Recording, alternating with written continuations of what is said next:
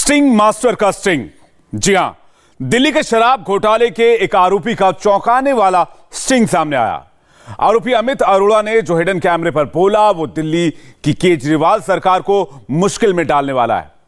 अमित अरोड़ा का कहना है कि जिस शराब पॉलिसी को केजरीवाल और सिसोदिया ने वापस लिया उसे सरकार ने नहीं, बड़े बड़े शराब कारोबारियों ने बनाया। छोटे कारोबारियों का सफाया हो गया और कमाए गए पैसे गोवा और पंजाब चुनाव में खर्च किए गए। देखिए रिपोर्ट। ये भी ब्लैक और व्हाइट करने का धंधा है।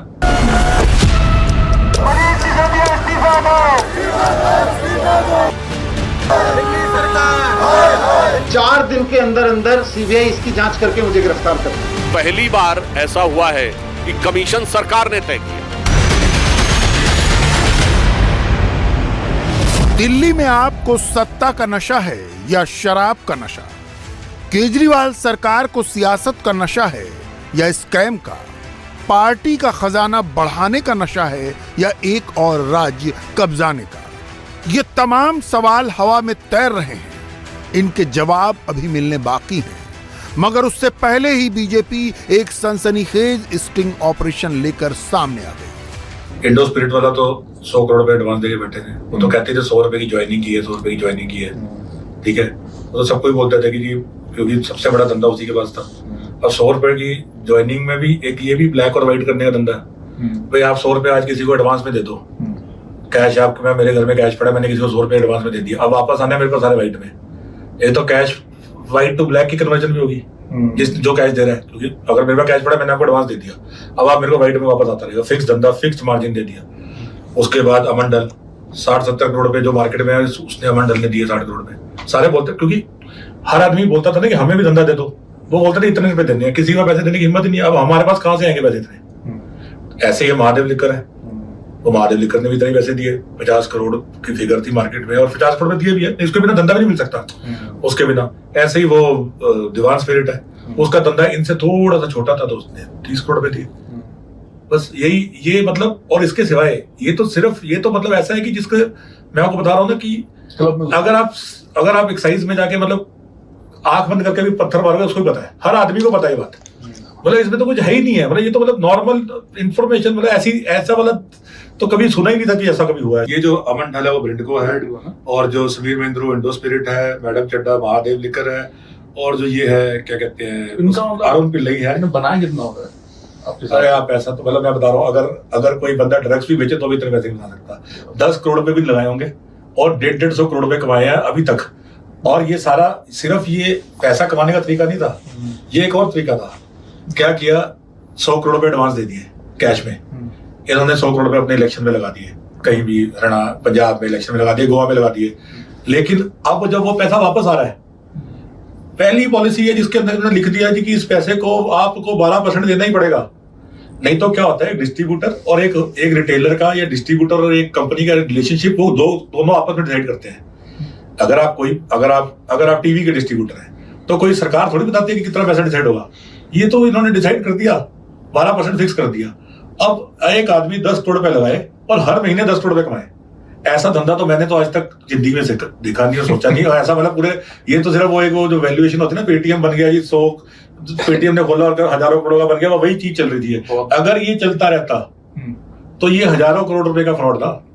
ये तो सरकार ने बीच में पता चल गया। मतलब इतना ओपन फ्रॉड था कि एक्साइज के पीएन को भी पता था कि क्या हो रहा है। मतलब इन्होंने क्या किया, सारी दुनिया को मार दिया और सिर्फ कुछ लोगों को जिंदा कर दिया। सारे रिटेलर्स पुराने मार दिए बेचारे, सारे लोगों को मार दिया। ये तो हाई लगी है जिनको सरेआम जो इन्होंने ये किया। ये वो शख्स है जो दिल्ली के शराब घोटाले का आरोपी है। यह आरोपी का हिडन कैम कबूलनामा है। स्टिंग का आगे का हिस्सा और गंभीर है, जो बताता है कि दिल्ली में शराब पॉलिसी किस तरह बदली गई। ये वो रेवड़ी थी जो अपने अपनों को बांटी गई। छोटे शराब कारोबारी तकरीबन बर्बाद हो गए। एक बात सोचो, पहले 10 लाख रुपए का लाइसेंस था होलसेल का, इन्होंने 5 करोड़ का कर दिया पूरे हिंदुस्तान में। मैं भी आपको बता रहा हूँ, पूरे हिंदुस्तान में कहीं दिखा दो 5 करोड़ का लाइसेंस हो। क्यों कर दिया? ताकि छोटा प्लेयर एग्जिस्ट ही ना करे। 10-12 लोगों ने बेचारों ने L1 लिया, 4 छोड़ गए, 3 छोड़ गए। क्यों? क्योंकि छोटे प्लेयर को 5 करोड़ की फीस ही नहीं आ सकती कभी पूरी, क्योंकि बिजनेस तो 80% चला गया। बाकी आदमी तो बेचारा फीस भी अपनी वो नहीं कर, ताकि धीरे धीरे क्या हो कि सारा बिजनेस इन चारों के पास आ जाए। बेसिकली प्लान तो यही था कि सारा बिजनेस इन चारों के पास आ जाए। पूरा दिल्ली का बिजनेस जो 15,000 करोड़ रुपए की टर्नओवर का बिजनेस है, वो सारा बिजनेस इन चारों के पास आ जाए। अल्टीमेटली तो यही प्लान था। गवर्नमेंट को वैट नहीं देगी, गवर्नमेंट ने तो और इन्होंने क्या किया, क्योंकि इनको पैसे सिर्फ इनको किसी रिटेलर से पैसे नहीं मिल रहे थे, इनको पैसे मिल रहे थे होलसेल से। ये चाहते थे बहुत सारी होलसेल हो। बहुत सारी होलसेल कैसे होगी, जैसे बाकी स्टेट्स ना, हरियाणा में बाकी स्टेट्स में कोटा फिक्स हो जाता है कि आपने मैंने बिड की, फीस दी 200 करोड़ रुपए की, तो 200 करोड़ रुपए तक की एक्साइज का कोटा फिक्स है। उसके ऊपर अगर मैं दारू खरीदता हूँ तो मेरे को फिर से पूरी एक्साइज 165% की एक्साइज देनी पड़ती है। आज सर इन्होंने यहाँ पे क्या किया, जितनी मर्जी बेचो, कुछ कोई कोटा नहीं, 1 रुपया 1% लगेगा। इससे क्या हुआ, ये जो गुजरात का शोर मच रहा है ना, ये गुजरात में दारू कहां से गई है? ये गुजरात में दारू दिल्ली से जा रही है। दिल्ली से? दिल्ली के अंदर क्या है, आप एक सिंपल सी बात है जी, आप एक एनालिसिस कर लो। ऐसी कौन सी मार्केट बन गई दिल्ली के अंदर, ऐसा कौन सा बम फट गया दिल्ली में कि एकदम से जहां बेटी बिकती थी 4 लाख 5 लाख महीने की, वहां बिक रही है 15 लाख। ये सारे के सारे अगर ये एनालिसिस, अगर ये इस चीज को अंदर जाए तो ये जो गुजरात का शोर में जाते हैं ना कि गुजरात में दारू चली, गुजरात में दारू कहां से जा रही है? गुजरात में दारू दिल्ली से जा रही है। आज दिल्ली से जा रही तो पंजाब से जा रही होगी, क्योंकि पंजाब में भी सेम पॉलिसी लागू कर दी। पंजाब का प्लान क्या है? पंजाब में भी सेम, पंजाब में इन्होंने क्या किया, 12 की का 10% कर दिया, क्योंकि शोर मच गया था 12% का, तो 12 की 10 कर दिया, बाकी तो सब कुछ सेम है। पंजाब में रिटेलर छोटे कर दिए। आज जहां से नहीं जाए तो पंजाब से जा रही होगी। लेकिन ये जो दिल्ली को, ये क्या चाहते थे कि दिल्ली एक्सपोर्ट, हमारे धंधे में इसको कहते हैं एक्सपोर्ट हब बन जाए, कि भाई सारी जगह जो दिल्ली से स्मगलिंग हो, सब जगह इनको तो अपने पैसों से मतलब है ना, होलसेल के। जगह कहीं से भी जाएगी तो इनको तो होलसेल के पैसे मिलेंगे 6%। ये जो 12% की ये थी कमीशन, उसमें 6% का था। ये सब इन्होंने ओबराय होटल में बैठ के, लोधी होटल में बैठ के, ये जो मैंने आपको नाम बताया, अरुण पिल्लई, समीर महेंद्रू, अमंडल, ये मैडम चड्डा, ये सब ने बैठ के इन्होंने पॉलिसी बनाई। ये सब ने बैठ के पॉलिसियां बनाई और उसके बाद इन्होंने 6% का गेम खेला और सबको मार दिया। ठीक है, सारे L1 सिर्फ L1 के ऊपर पॉलिसी दी जा रही। सिसोदिया तो इसने बहुत बनाया हुआ सरकार ने, इनकी पार्टी। अब देखो जी, अब सिंपल सी बात है, ये कम से कम नहीं तो 3-4 हजार करोड़ की तो ये होलसेल पे प्राइस पे कर गए। उसके अंदर मरे भी 300-400-500 करोड़ पे तो बना ही लिया होगा। बाकी तो अब उसके सिवाय क्या किया भाई, इतना तो सबको, इतना तो मतलब कॉमन सेंस की बात है। ये स्टिंग सामने लाने के बाद बीजेपी ने कहा, हमने तो केजरीवाल के फॉर्मूले को ही फॉलो किया। जब घोटाले की बात आई तो स्टिंग किया, किस से कितना पैसा लिया गया सब उजागर हो गया।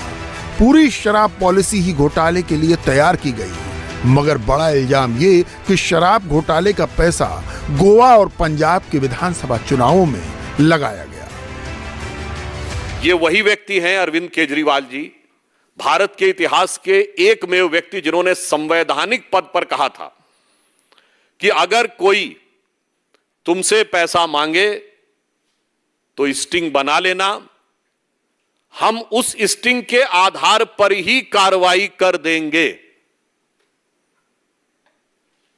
कोई अगर स्टिंग बनाकर भ्रष्टाचार का खुलासा करेगा तो हमारी सरकार तत्काल कार्रवाई करेगी। कहां गए वो वचन 7 साल पहले कि बोली गई वो बात? पहली बार ऐसा हुआ है कि कमीशन सरकार ने तय किया, और वो ये भी बता रहा है कि कमीशन किसका तय किया, होलसेलर का। और इसमें वो ये बता रहा है कि कमीशन लेने का औचित्य और आधार क्या था और किस प्रकार से वो पैसा लेकर बाकी लोगों को दिया गया। और इतना ही नहीं, यह भी दर्शा रहा है कि शराब के इस घोटाले के आधार पर लिए गए पैसे का गोवा और पंजाब में भी चुनावों में उपयोग किया गया। आइए अब जरा पहले दिल्ली की नई शराब पॉलिसी को समझिए। इसे समझे बगैर आरोपों को समझना मुश्किल होगा।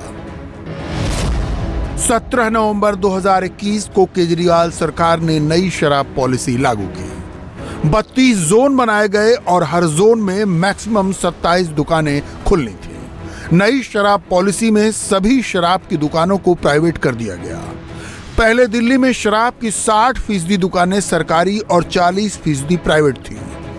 सिसोदिया केजरीवाल पॉलिसी लागू होने के बाद 100% प्राइवेट हो गई। सरकार ने तर्क दिया कि इससे 3500 करोड़ रुपए का फायदा होगा।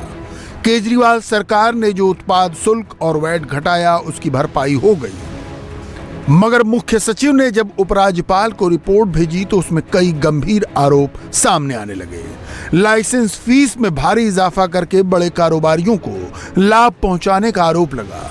जिस लाइसेंस के लिए ठेकेदार पहले 25 लाख रुपए देते थे, उसके लिए 5 करोड़ की फीस हो गई। आरोप तो यह है कि ठेकेदारों ने बिचौलियों को पैसे दिए और बिचौलियों ने पैसे मंत्री अधिकारियों को पहुंचाए। मगर सियासत के खेल गजब हैं। एक तरफ स्टिंग सामने आ रहे हैं, दूसरी ओर मनीष सिसोदिया खुद की गिरफ्तारी का चैलेंज दे रहे हैं। इन्होंने मेरे यहाँ पर सीबीआई की रेड कराई, उसमें कुछ नहीं मिला। फिर इन्होंने उम्मीद लगाई कि घर में नहीं मिला कुछ, लॉकर में जरूर कुछ होगा। फिर ये लॉकर में गए, मैंने आप सबके सामने तथ्य रखे कि वहां भी केवल झुंझुना मिला बच्चे का, लॉकर में भी। फिर इन्होंने सारी जांच करा ली, अब सीबीआई को कुछ नहीं मिला। इन्होंने ईडी से जांच करा ली, उसमें इनको कुछ नहीं मिल रहा। अब ये स्टिंग लेके आए हैं कि जी देखो ये आदमी कह रहा है इनको दिए होंगे, इनको दिए होंगे। मैं आज भारतीय जनता पार्टी से अनुरोध करना चाहता हूं कि ये जो सो कॉल्ड आपका स्टिंग है, इसको आप आज और अभी जाके सीबीआई को दीजिए और 4 दिन के अंदर अंदर स्टिंग हो ही गया। अब स्टिंग तो सबूत में आ गया। 4 दिन के अंदर अंदर सीबीआई इसकी जांच करके मुझे गिरफ्तार कर ले। मंडे तक मुझको गिरफ्तार कर ले सीबीआई इस स्टिंग के बेस पे। 4 दिन के अंदर अंदर ये स्टिंग के बेस पे सीबीआई मुझे गिरफ्तार कर ले, अगर इस स्टिंग में सच्चाई है। और नहीं तो फिर आप मान लेना कि ये भारतीय जनता पार्टी के माननीय प्रधानमंत्री जी के दफ्तर से रची गई एक और साजिश है। मनीष सिसोदिया की इस दहाड़ के पीछे, इस चैलेंज के पीछे एक ठोस सियासी वजह है। साल के आखिर में गुजरात के चुनाव हैं, हिमाचल के चुनाव हैं। अगर सीबीआई उन पर हाथ डालती है तो वो खुद को शहीद और एक्शन को बीजेपी की साजिश साबित करेंगे। सीबीआई ने मनीष सिसोदिया जी के घर में रेड कर ली। आज तक वो बता नहीं पाए हैं, 3 हफ्ते हो गए कि कितना कैश मिला, कितने सोने के बिस्कुट मिले, कितनी बेनामी संपत्ति मिली। उनके ऑफिस पर भी रेड कर ली, फिर उनके लॉकर पर भी रेड कर ली, लेकिन सीबीआई हर जगह से खाली हाथ गई। अब मैं भारतीय जनता पार्टी को एक चैलेंज दे रही हूं कि तुरंत जाएं और जो स्टिंग आज उन्होंने प्रेस कॉन्फ्रेंस में दिखाया है सीबीआई को दे के आए और सीबीआई उस पर टाइम बाउंड इन्वेस्टिगेशन करे। अगर मनीष सिसोदिया जी ने पैसा खाया है तो सीबीआई उन्हें अरेस्ट करे, नहीं तो प्रधानमंत्री नरेंद्र मोदी जी माफी मांगे देश से कि बीजेपी का प्रोडक्शन हाउस फर्जी स्टिंग बना रहा है दिल्ली में सरकार गिराने के लिए, दिल्ली में ऑपरेशन लोटस करने के लिए। 10 करोड़ रुपया लगाकर लोगों ने 150 करोड़ रुपया कमाने का काम किया। और ये पॉलिसी जो थी, ये सारी टेलर मेड पॉलिसी केवल चंद लोगों को, जो अरविंद केजरीवाल जी के पूंजीपति दोस्त थे, उनके लिए ये पॉलिसी होटल ओबराइस में और होटल अमन में लोधी में बैठकर इस पॉलिसी को बनाया गया। ये मैं नहीं कह रहा, ये वो आदमी कह रहा है जिसने ये सब कुछ देखा है। अब आप देखिए, उसने इसमें यह भी बताया। अब देखिए, स्टिंग में मुझे लगता है कि इसके बाद अरविंद केजरीवाल को मॉरली राइट नहीं रह जाएगा कुर्सी पे रहने का। क्या बोला? इतना ड्रग्स के धंधे में लाभ नहीं है। फिलहाल वो सीबीआई के रडार पर तो हैं और एक राउंड की रेड से गुजर चुके हैं। आम आदमी पार्टी के एक और मंत्री सत्येंद्र जैन जेल में हैं। उनके खिलाफ ईडी का एक्शन जारी है। खबर है कि ईडी उनसे भी शराब घोटाले में जेल के भीतर ही पूछताछ करने वाली है। इंडिया टीवी हर वक्त हर जगह डाउनलोड करने के लिए सर्च करें India TV news Google play store या ऐप स्टोर पर।